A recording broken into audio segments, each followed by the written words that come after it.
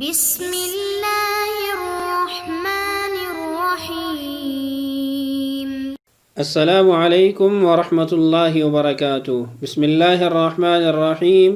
عزیز طلبہ، امید ہے آپ سب خیریت سے ہوں گے۔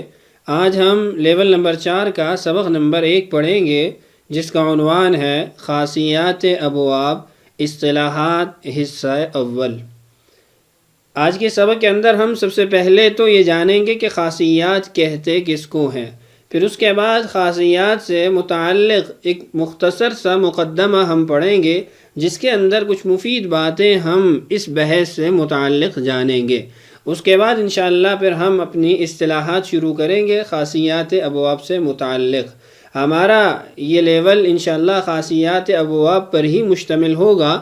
تو آئیے سب سے پہلے تو یہ جان لیتے ہیں کہ خاصیات ابواب کہتے کس کو ہیں، پھر اس کے بعد ہم مزید آگے کچھ ابحاث کو پڑھیں گے۔ خاصیات، یہ خاصیت کی جمع ہے اور یہ لفظ خاصیت صاد کی تشدید کے ساتھ ہے۔ اس کے بعد یائے مصدری ہے، اس کی اصل یوں ہے خاصیت، اور یہ ضاربیت کے وزن پر ہے۔ خاصیت خصوصیت کے معنی میں ہے۔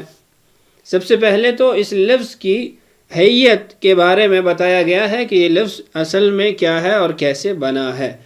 دوسری بات یہ ہے کہ خاصیت، خاصہ، یہ چند ایسے الفاظ ہیں جو ہم روزمرہ کی زندگی کے اندر استعمال کرتے ہیں، لیکن ہم اس لفظ کو کسی اور معنی میں استعمال کرتے ہیں، جبکہ علم الصرف کے اندر اس معنی میں اس لفظ کو استعمال نہیں کیا جاتا۔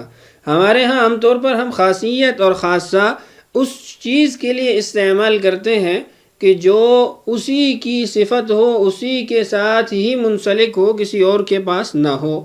مثال کے طور پہ انسان کا خاصہ ہے بولنا، کہ انسان اظہار ما فی الضمیر کرتا ہے، جبکہ ایسی چیز ہے جو جانوروں کے اندر، پرندوں کے اندر، دیگر چیزوں کے اندر نہیں پائی جاتی۔ تو اس صفت کو انسان کا خاصہ کہا جاتا ہے۔ یہ تو ہمارا روزمرہ کی زندگی کے اندر بولا جانے والا لفظ اور اس سے مراد ہے، جبکہ علم الصرف کے اندر ایسا نہیں ہے۔ تو آئیے جانتے ہیں کہ علم الصرف کے اندر خاصیت، خاصہ اور خاصیات یہ کس کو کہا جاتا ہے۔ صرفیوں کی اصطلاح میں خاصہ کی تعریف، خاصہ، خاصیت، خاصیات یہ سب ایک ہی لفظ ہے۔ صرفیوں کی اصطلاح میں خاصہ سے مراد فعل میں پائے جانے والے وہ زائد معنی ہیں جو لغوی معنی کے علاوہ ہوں، یعنی فعل کے اندر جو لغوی معنی مراد ہوتے ہیں اس سے ہٹ کر زائد کچھ معنی کچھ افعال کے ساتھ منسلک ہیں، ان کو علم الصرف کی اصطلاح کے اندر خاصہ یا خاصیت باب کہا جاتا ہے۔ مثال سے بات کو اچھے طریقے سے سمجھ لیں گے۔ تحفظ زید، زید نے آہستہ آہستہ حفظ کیا۔ اب تحفظ کا مطلب تو حفظ کرنا ہے، یاد کرنا ہے جو یہاں موجود ہے، اور زید فاعل ہے وہ بھی یہاں موجود ہے۔ اب پیچھے جو ہمارے پاس اردو کے اندر الفاظ بچتے ہیں آہستہ آہستہ، یہ معنی کہاں سے آیا؟ چونکہ لغوی معنی تو یاد کرنا ہے، یاد کیا زید نے۔ اب آہستہ آہستہ جو معنی ہمیں حاصل ہوا، یہ کیسے حاصل ہوا؟ یہ جو آہستہ آہستہ کو بیان کیا گیا ہے یہاں پر، یہ دراصل فعل کے اندر پائے جانے والے زائد معنی ہیں، جس کو باب کا خاصہ کہا جاتا ہے، کہ جب بھی اس باب سے فعل آئے گا اس کے اندر یہ معنی بھی موجود ہوگا۔ اس مثال میں تحفظ کا لغوی معنی تو حفظ یاد کرنا ہے، لیکن اس میں باب تفاعل کا ایک خاصہ تدریج بھی پایا جا رہا ہے، یعنی آہستہ آہستہ درجہ بدرجہ کسی کام کو کرنے کا معنی بھی پایا جا رہا ہے، اور یہ تدریج کسی کام کو آہستہ آہستہ کرنے والا معنی تحفظ کے لغوی معنی سے ایک زائد معنی ہے، اور یہی زائد معنی خاصہ کہلاتا ہے۔ تو خاصہ کی تعریف کیا ہوئی؟ کہ فعل کے اندر لغوی معنی کے علاوہ بھی کچھ خاص معنی پائے جاتے ہیں جن کو اس فعل کا خاصہ کہا جاتا ہے کہ جب بھی یہ فعل بولا جائے گا اس کے ساتھ یہ معنی بھی لغوی معنی کے علاوہ مراد ہوگا۔ اسی طرح آئندہ ابواب کے خواص میں غور کرنے سے یہ سب کچھ معلوم کیا جا سکتا ہے۔ خاصہ کی تعریف سے آپ نے عربی زبان کی فصاحت، بلاغت اور عربی زبان کا میزہ اور اس کی گہرائی کو بھی محسوس کیا ہوگا۔ تو یہ عربی زبان کا امتیاز ہے، اس کا میزہ ہے جو اللہ نے اس کے اندر رکھا ہے۔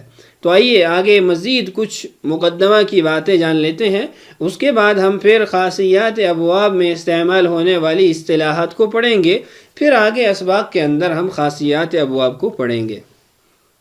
ہمارا اگلا عنوان ہے مأخذ۔ ان اصطلاحات کو اور ان مقدمے کے اندر موجودہ مباحث کو اچھے طریقے سے سمجھیے، انہی کے سمجھنے پر آگے خاصیات ابواب کا سمجھنا منحصر ہے۔ تو ماخذ کس کو کہتے ہیں؟ ماخذ سے مراد فعل کا مادہ اشتقاق ہے۔ مادہ اشتقاق یہ ہم پہلے پڑھ چکے ہیں کہ جس سے آگے مزید الفاظ بنائے جاتے ہیں، چاہے وہ فعل کی صورت میں ہو یا اسم کی صورت میں ہو، تو جس منبع سے یہ تمام افعال اور اسماء نکلتے ہیں اس کو مادہ اشتقاق کہا جاتا ہے، یعنی جس سے فعل بنایا گیا، خواہ وہ مصدر ہو یا اسم جامد۔ تو ماخذ سے مراد فعل کا مادہ اشتقاق ہوتا ہے۔ اگلا عنوان ہے مدلول ماخذ۔ مدلول ماخذ سے مراد وہ معنی ہے جس پر ماخذ دلالت کرے، یعنی جس معنی پر ماخذ دلالت کر رہا ہوتا ہے یا اس سے جو معنی ثابت ہو رہا ہوتا ہے اس کو مدلول ماخذ کہا جاتا ہے۔ مثال دیکھیے، البنت الناقۃ، اونٹنی کے تھنوں میں دودھ اتر آیا۔ اس میں فعل البنت، اس کا ماخذ یعنی جس سے یہ بنا ہے وہ لبن ہے، اور مدلول ماخذ وہ ہے جس پر لفظ لبن دلالت کر رہا ہے۔ تو لبن تو دودھ پر دلالت کر رہا ہے، تو ہم پھر دودھ کو اس مثال کے اندر مدلول ماخذ قرار دیں گے، مدلول ماخذ، جبکہ لبن اس کے اندر ہم ماخذ کہیں گے۔ تو یہ تھی ماخذ اور مدلول ماخذ کی تعریف۔ نوٹ: اس کتاب میں جہاں ماخذ کا ذکر کیا جائے گا وہاں ہر جگہ مدلول ماخذ ہی مراد ہوگا، یعنی جہاں جہاں ماخذ کو ذکر کیا جائے گا وہاں پر اس سے مراد مدلول ماخذ ہوگی۔ اگلا عنوان ہے ہمارا خاصیات کے معانی۔ اس عنوان کے تحت ہم یہ جانیں گے کہ لغوی معنی سے ہٹ کر جو زائد معنی مراد لیے جاتے ہیں ان کا کوئی قاعدہ اور قانون بھی ہے، یا وہ سماعی ہیں، جیسے اہل زبان سے سنے گئے، جیسے ان کو استعمال کرتے دیکھا گیا ویسے ہی یہ قواعد اور قوانین چل رہے ہیں۔ تو آئیے ذرا جانتے ہیں۔ خاصیات کے ضمن میں بیان کیے جانے والے تمام معانی سماعی ہیں۔ سماعی سے مراد کیا ہے کہ اہل لغت کو ایسے ہی استعمال کرتے ہوئے سنا گیا، پڑھا گیا۔ قیاس کو اس میں دخل نہیں، یعنی ایسا نہیں ہے کہ آپ کچھ قواعد مقرر کر کے پھر اس قواعد کے تحت دیگر جگہوں پہ بھی اس قاعدے کو اور اس قانون کو لاگو کریں، جیسے ظروفہ سے اظرفہ، نصرہ سے انصرہ نہیں بنایا جا سکتا، یعنی جیسے ثلاثی مجرد سے بعض اوقات ثلاثی مزید فیہ میں فعل کو منتقل کرنے سے کچھ زائد معانی ہمیں حاصل ہوتے ہیں، تو یہ قاعدہ کلی نہیں ہوتا کہ ہمیشہ ہی ایسے ہوگا، بلکہ کچھ جگہوں پہ ہوتا ہے، کچھ جگہوں پہ نہیں ہوتا۔ جہاں جہاں اہل لغت کو ہم نے دیکھا کہ انہوں نے معنی مراد لیے یا لیتے رہے تو ہم وہاں پر مراد لیتے ہیں۔ یہی وجہ ہے کہ امام اخفش کے اس قول کو رد کیا گیا ہے جس میں انہوں نے اعلم و ارى پر قیاس کرتے ہوئے اظن و احسب کہا ہے، یعنی عالمہ سے اعلم اور رآ سے ارى بنایا گیا، اسی پر قیاس کرتے ہوئے انہوں نے ظنہ کو اظنہ بنایا اور حسیبہ سے احسبہ بنایا۔ تو اس قول کو رد کیا گیا کہ یہ قاعدہ کلی نہیں ہے جس کی بنا پہ آپ ہر جگہ قیاس کرتے ہوئے ہر فعل کو ان زائد معنی کے حصول کے لیے کسی دوسرے فعل کے اندر باب کے اندر منتقل کریں۔ تو کیا معلوم ہوا کہ خاصیات کے جو معنی ہم آگے پڑھنے والے ہیں وہ سماعی ہیں، قیاسی نہیں ہیں۔ اگلا ہمارا عنوان ہے ایک سے زائد خواص۔ یہ ضروری نہیں کہ کسی فعل میں ایک وقت میں ایک ہی خاصہ پایا جائے، بلکہ ایک وقت میں ایک سے زائد خواص بھی پائے جا سکتے ہیں، یعنی ایک ہی معنی اس کے اندر زائد پایا جا رہا ہو ایسا نہیں ہے، بلکہ لغوی معنی کے علاوہ ایک سے زائد معانی بھی ہمیں اس کے اندر مل سکتے ہیں۔ مثال دیکھیے، اخرجت زیدن، میں نے زید کو نکالا۔ اس میں اب دو خواص پائے جا رہے ہیں۔ ایک خاصہ تو یہ ہے کہ اس میں تعدیہ ہے، اور دوسرا یہ ہے کہ اس میں تصغیر ہے۔ تعدیہ اور تصغیر کس کو کہتے ہیں اس کی تفصیلات تو ہم آگے پڑھیں گے۔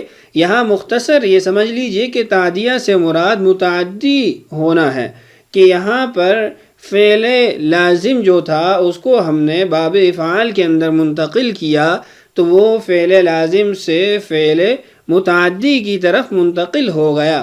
تو اخرجت زیدن، اس کے اندر تعدیہ پایا جا رہا ہے کہ فعل کو مفعول کی ضرورت پڑی اپنے معنی کو مکمل کرنے کے لیے، اور دوسرا خاصہ اس کے اندر تصغیر پائی جا رہی ہے۔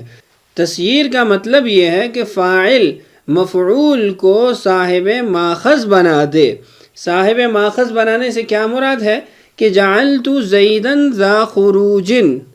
اب اصل میں ماخذ تھا اخراج، نکلنا، تو فاعل نے یعنی جو اس کے اندر متکلم کی ضمیر ہے اس نے مفعول کو نکلنے والا بنا دیا، یعنی ماخذ والا بنا دیا۔ مزید تفصیلات انشاءاللہ اس کی آگے آئیں گی۔